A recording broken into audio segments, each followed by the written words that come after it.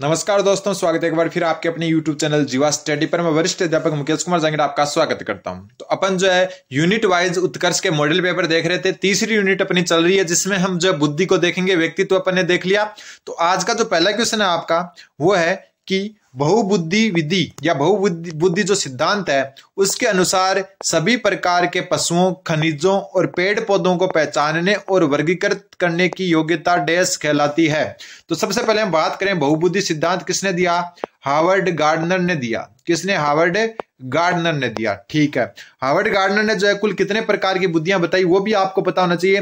तो देखो, Harvard gardener का जो सिद्धांत है उसके अनुसार बुद्धि के प्रकार, गार्डनर के अनुसार जो बुद्धि के प्रकार हैं वो इन्होंने 9 प्रकार बताए। सबसे पहले भाषाई बुद्धि, नाम लिख देता हूं। ठीक है, भाषाई बुद्धि वैसे अपन इसको चर्चा कर चुके।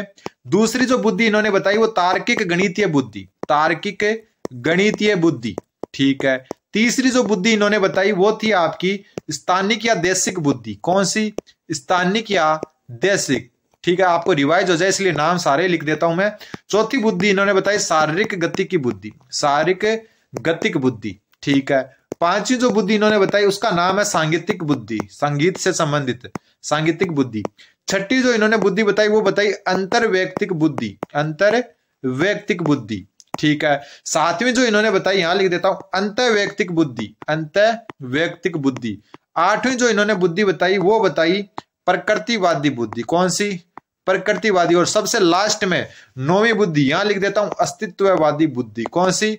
अस्तित्ववादी। और सबसे लास्ट में यही बताई थी इन्होंने, पहले 8 ही बुद्धि थी, सबसे लास्ट में या सबसे जो है हम कह सकते हैं नवीन जो है ना बुद्धि इन्होंने कौन सी जो बाद में जोड़ी? अस्तित्ववादी। ठीक है, सबसे पहले भाषाई बुद्धि की बात करें तो इसमें जो लेखक कवि वगैरह बनते हैं, ठीक है, लेखक हुआ, कवि हुआ, ये बनते हैं। ठीक है, तार्किक गणितीय बुद्धि, तार्किक गणितीय बुद्धि में आपके क्या बनेंगे? तार्किक गणितीय बुद्धि में बनेंगे जो गणितज्ञ हैं, वैज्ञानिक हैं, वो बनेंगे।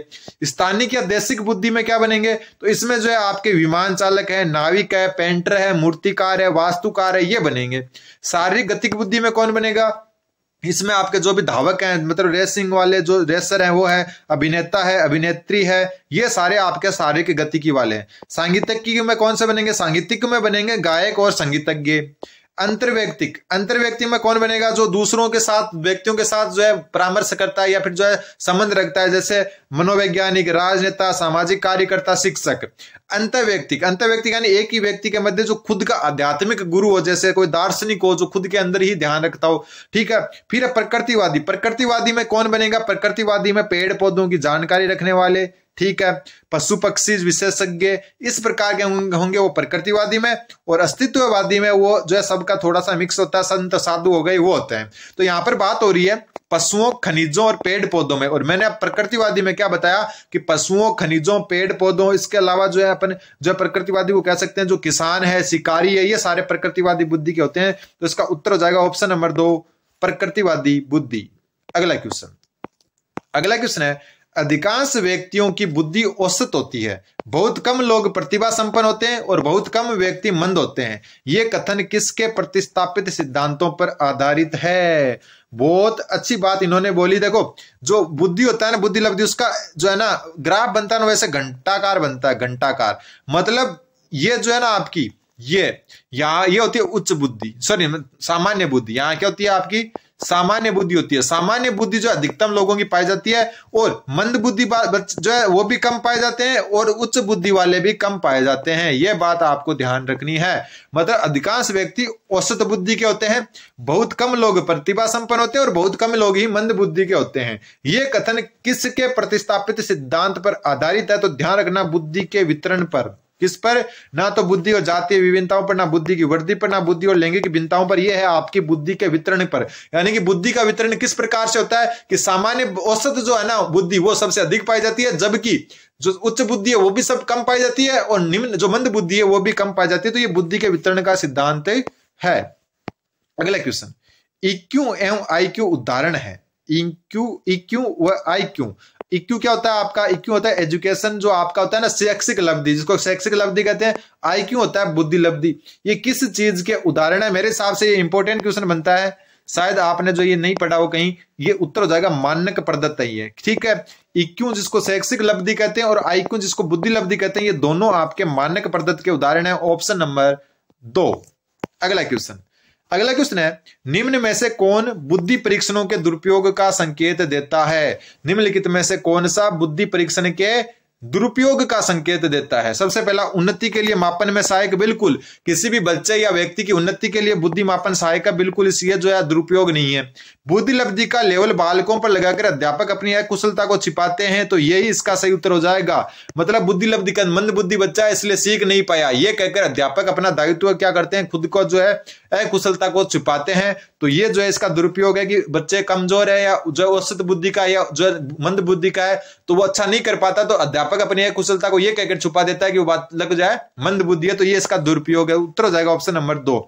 बालकों को वर्गीकृत करने में ये नहीं है, अधिगम प्रक्रिया को बेहतर बनाने में भी नहीं है। उत्तर हो जाएगा ऑप्शन नंबर 2। अगला क्वेश्चन, एक बच्चे की मानसिक आयु 12 वर्ष है तथा वास्तविक आयु 10 वर्ष है, तो उसकी बुद्धि लब्धि क्या होगी? सुबह बात कर चुका मैं, ये कैसे होती है? देखो, वास्तविक आयु नीचे रहती है और ऊपर रहती है मानसिक आयु, ठीक है, और गुणा होता है 100 से। अब बस ये ध्यान रखो, तो यहां मानसिक आयु 12 है, वास्तविक आयु 10 है, गुणा 100 कर दो, 1 0 से 1 0 कट गया, 12 10 से गुणा हुआ तो 120, इसका सही उत्तर आ जाएगा ऑप्शन नंबर 3 120। ठीक है, एक बच्चे की मानसिक आयु 12 वर्ष और वास्तविक आयु 10 वर्ष है, तो उसकी बुद्धि लब्धि होगी आपकी 120। अगला क्वेश्चन, ऐसा क्वेश्चन आता है लगभग एक क्वेश्चन। अगला क्वेश्चन देखो, एक 11 वर्षीय बालक किस श्रेणी में आएगा जिसकी मानसिक आयु 10 वर्ष है? तो मानसिक आयु नीचे रहती है वास्तविक आयु नीचे रहती है, वास्तविक आयु 11 है, मानसिक आयु 10 है, गुणा 100, तो ये क्या हो गया, जो 1000/11। ठीक है, समझ गए? आपकी जो है 11 वर्ष का बालक यानी वास्तविक आयु 11 होगी और मानसिक आयु ऊपर रहती है 10 हो गई, तो 1000 में 11 का भाग देंगे तो देखो 11 9 ये 9 बार आ जाएगा, 99 बच गया, एक 10 में जाएगा तो 90 में जो है आपका कितना हो गया, जो है 10 में जाएगा नहीं, तो 11 में कितना गया, 9 बार 1 बच गया, 10 में जाएगा नहीं, वापस 100 सॉरी 99 होगा, ये गलत कर दिया मैंने। ठीक है, देखो 100 में गया 9 आ गया, ठीक है, 11 में जाएगा नहीं तो कितना आ गया आपका 90। ठीक, 90 आ गया, ठीक है, तो ये 90 फिर वापस 100 आ जाएगा, 9 0 यानी ये आ गया आपकी 90 पॉइंट कुछ। तो 90 पॉइंट कुछ वाला जो बालक है 90.9 मान लेते हैं, ये बालक किस श्रेणी में रहेगा, ये बालक किस श्रेणी में आपका रहेगा ये बताना अपने को। तो देखो इसके लिए आपको जो है याद रखना, जो विभिन्न मनोवैज्ञानिकों ने जो एक आपका एग्जाम्पल दिया है कि कौन सा जो है कहाँ रह सकता है, मंद बुद्धि में कौन सा रहेगा, कहाँ कौन रहेगा, ये आपको याद रख लेना है। ठीक है, वैसे अलग अलग होता है बुद्धि जो है चक्कर है, लेकिन फिर भी आपको जो याद रखना है वो मैं लिखवा देता हूं। सबसे पहला 0 से अगर 24 आ जाए, 0 से लेकर 24 तक आ जाए, वो होता है जड़ बालक। ठीक है, फिर देखो 25 से लेकर 49 तक ये होता है आपका मूड बालक। ठीक है, शॉर्ट में लिख रहा हूं। ठीक है, फिर 50 से लेकर 69 तक का जो बालक होता है वो होता है मूर्ख। ये लाइन से याद भी रख लेना, जड़ फिर मूड फिर मूर्ख। फिर जो आपका होता है 70 से लेकर 79 तक, 70 से लेकर 79 तक होता है आपका मंद बुद्धि। क्या होता है? मंद बुद्धि बालक। ठीक है, फिर 79 आ गया, फिर 79 से लेकर 80 से लेकर 79 नहीं कहेंगे, 80 कहेंगे, 80 से लेकर 89 तक आता है सामान्य से नीचे, सामान्य से नीचे। ठीक है, और फिर जो आपका 90 से लेकर 109, 90 से लेकर 109 तक आता है आपका सामान्य में। किसमें? सामान्य में। ठीक है, फिर जो है 109 से 110 कर देते हैं, 110 से लेकर जो है आपका 119 तक आता है सामान्य से ऊपर। किससे? सामान्य से ऊपर। फिर 120 से लेकर 129 तक आता है तीव्र बुद्धि वाला बालक। 130 से लेकर 139 तक आता है प्रखर बालक। कौन सा? प्रखर बालक। और 140 प्लस वाला आता है प्रतिभाशाली बालक। कौन सा? प्रतिभाशाली बालक। यहां आ रहा 90.9, तो 90.9 ये रहा 90.9, इसके अंदर आएगा 90 से जस्ट ऊपर, तो ये कौन सी बुद्धि हो गई? सामान्य बुद्धि। उत्तर क्या हो जाएगा इसका? ऑप्शन नंबर 4, औसत या सामान्य बुद्धि। कौन सी? औसत या सामान्य बुद्धि। ऑप्शन 4 इसका सही उत्तर है, हो जाएगा। अगला क्वेश्चन, 0 से 25 बुद्धि लब्धि को कहते हैं। अभी ऊपर बात कर चुके, 0 से 25 वाली को क्या कहेंगे? जड़ बालक कहेंगे। कौन सा बालक कहेंगे? जड़ बालक। ऑप्शन 2, देखो 1 से 2 उत्तर सही हो गए। अगला ये जो है औसत बुद्धि लब्धि का घोतक है। औसत बुद्धि लब्धि, अभी सामान्य बुद्धि लब्धि मैंने कहां से बताई थी? जो 90 से लेकर आपके 109 तक बताई थी, उसके हिसाब से इसका उत्तर क्या हो सकता है वो आप बताओ। तो देखो 90 से 109 बताई थी, मतलब ये इसका उत्तर सही बैठ रहा है। ठीक है, कुछ मनोवैज्ञानिकों के आधार पर अलग अलग होता है। किसी मनोवैज्ञानिक ने 90 से 109 बताई है, लेकिन ये रेंज वही है लगभग 91 से 111। लेकिन आपको जो मैंने ऊपर लिखवाई वो याद रखना है। तो औसत बुद्धि लब्धि इस जो है ऑप्शन के हिसाब से माने तो ऑप्शन नंबर 2 91 से 111 होगी। अगला क्वेश्चन, पिछड़े बालकों की बुद्धि लब्धि होती है, ये सारणी मैंने बनाई है ना, वो याद कर लेना। पिछड़े बालकों की बुद्धि लब्धि कितनी होती है ये पूछा है। तो पिछड़े बालकों की बुद्धि लब्धि आती है आपकी 80 से 90 के बीच में। क्यों? क्योंकि 80 से 90 के बीच में, 80 से 90 जो है, या 89 तक बताया था मैंने, 80 से 89 जो आपके औसत से नीचे होते हैं उन्हीं को कहते हैं पिछड़ा बालक। औसत से नीचे मतलब उनको जो है थोड़ा सा अभ्यास करवा के ऊपर लाया जा सकता है। तो 80 से 89 या 80 से 90 के बीच की जो बुद्धि होती है वो पिछड़े बालकों की बुद्धि लब्धि होती है। अगला क्वेश्चन, थार्नडाइक का बुद्धि संबंधी सिद्धांत कौन सा है? तो देखो एक तत्व या एक कारक एक ही चीज है। एक कारक सिद्धांत है बिन्ने का, ठीक है। द्वितत्व या द्विकारक सिद्धांत है आपका किसका? स्पीयरमैन का। किसका? स्पीयरमैन का, ठीक है। बहुतत्व या बहुकारक सिद्धांत आपका किसका है? थार्नडाइक का है। किसका है? थार्नडाइक। तो उत्तर हो जाएगा ऑप्शन नंबर 3, ठीक है। त्रिआयामी सिद्धांत गिलफोर्ड का है। ये सुबह वाली क्लास में वैसे हम अच्छे से चर्चा कर चुके। अगला क्वेश्चन है, थोड़ा सा छोटा कर लेते हैं। एक 16 वर्षीय किशोर, यानी वास्तविक आयु कितनी है? 16 वर्ष है। तो एक 16 वर्षीय किशोर जिसकी मानसिक आयु 15 वर्ष है, वो जो है किस श्रेणी में रहेगा? ये 8 बार कट गया, ये 50 बार कट गया, ये 25 बार कट गया, ये 4 बार कट गया, ठीक है। 4 के पाड़े से इसको काट देते हैं, 6 बार बच गया कितना? एक में जाएगा लगभग 2 बार, ठीक। आगे नहीं चलते, इतना ही कर देते हैं। फिर 15 को 6 से गुण, 15 को जो है 2 से किया तो 30, हासिल की 3, और 15 और 6 को कैसे किया तो 15 6 कितने होते हैं? 90 और 3 93। और 93 वाला बालक क्या होता है आपका? औसत बुद्धि वाला होता है। क्यों? क्योंकि अपन बात कर चुके हैं 90 से 109 जो है औसत या सामान्य बुद्धि होती है। ये ऐसे क्वेश्चन आते हैं, ध्यान रखना, 1-2 क्वेश्चन आते हैं, पक्का आते हैं, पिछले पेपर उठा के देख सकते हो। तो उत्तर हो जाएगा आपका औसत का। अगला क्वेश्चन, वो सारणी याद कर लेना आप। गिलफोर्ड के बुद्धि संबंधी सिद्धांत कौन सा है? तो अपन बात कर चुके, गिलफोर्ड का सिद्धांत का नाम है त्रिआयामी सिद्धांत। कौन सा सिद्धांत है? त्रिआयामी सिद्धांत। और गिलफोर्ड के सिद्धांत में जो है ना 3 चीजें होती है, वो भी मैं आपको बता देता हूं, क्योंकि सिर्फ त्रिआयामी करते अपने को कई देर हो गई। अब बता देता हूं मैं क्या क्या होता है इसमें। देखो इसमें एक तो होती है संक्रिया। क्या होती है? एक संक्रिया, ठीक है। दूसरी होती है इसमें विषय वस्तु। क्या होती है? विषय वस्तु। और तीसरा होता है इसमें उत्पादन। ये 3 चीजें होती है, ठीक है। इसका जो स्टार्टिंग मॉडल था ना, जिसमें जो है इन्होंने सबसे पहले वर्गीकरण किया था स्टार्टिंग मॉडल में, उसमें संक्रिया 5 बताई थी इन्होंने, सही लिख देता हूं। संक्रिया कितनी बताई थी? 5, विषय वस्तु बताई थी 4, और उत्पादन 6। इनको तीनों को गुणा करने पर जो स्टार्टिंग में जो इनके पूरे जो फैक्टर थे वो 120 थे।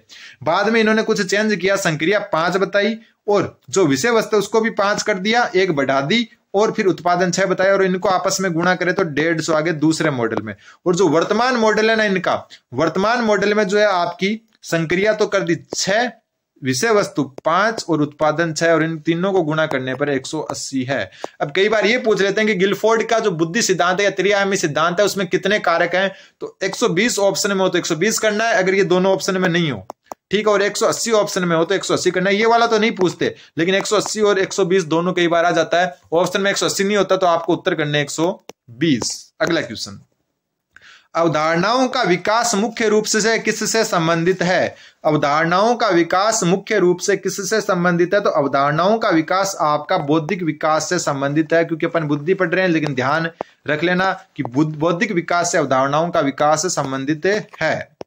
अगला क्वेश्चन, मानसिक रूप से विकलांग से निम्नलिखित में से कौन सा संबंधित नहीं है? मानसिक रूप से विकलांग से निम्नलिखित में से कौन सा संबंधित नहीं है, वो पूछा है।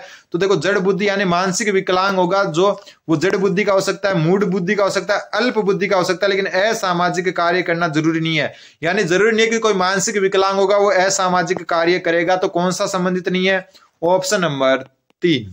अगला क्वेश्चन है बुद्धि के, एक मिनट, बुद्धि के द्विखंड सिद्धांत का प्रतिपादन किसने किया? द्विखंड सिद्धांत से मतलब वो ये द्विकारक सिद्धांत है, तो द्विखंड और त्रिकारक दोनों सिद्धांत आपके स्पीयरमैन ने दिया, थ्रस्टन व केली ने दिया समूह कारक सिद्धांत, ये अलग ही नाम है, ध्यान रखना आप, समूह कारक सिद्धांत। तो द्विखंड या द्विकारक सिद्धांत किसने दिया? स्पीयरमैन। त्रिकारक भी इन्होंने ही दिया था। एक बालक जिसकी बुद्धि लब्धि 105 है उसे किस में वर्गीकृत किया जाएगा? तो 90 से लेकर 109 वाला किस बुद्धि में आता है? सामान्य या औसत बुद्धि, सामान्य या फिर औसत बुद्धि। तो उत्तर क्या हो जाएगा? आपके सामने है, उत्तर हो जाएगा ऑप्शन नंबर 3 सामान्य बुद्धि। एक जैसे क्वेश्चन आने का कारण है कि ये यूनिट वाइज है और आपको ज्यादा याद भी रहेगा इससे। बुद्धिमत्ता का संबंध किससे है? देखो मैं आपको एग्जाम से पहले पूरी की पूरी 500 जो चैप्टर है ना आपके 500 जो आपके यूनिट है ना वो करवा दूंगा। तीसरी यूनिट चली है, 2 यूनिट और करवा दूंगा मैं एग्जाम से पहले। साइकोलॉजी की बस इतनी क्लासें आप देख लेना, जो भी मैंने उत्कर्ष नाम से जितनी भी क्लासें डाल रखी है, जैसे जो है 12वीं क्लास है तो ये लगभग आपकी 20 से अंदर क्लासें होंगी, उनको 20 को रिवाइज कर लेना बस, बाकी आपको कुछ करने की जरूरत ही नहीं रहेगी साइकोलॉजी में। ठीक है, अगला क्वेश्चन आपका, बुद्धिमत्ता का संबंध किससे है?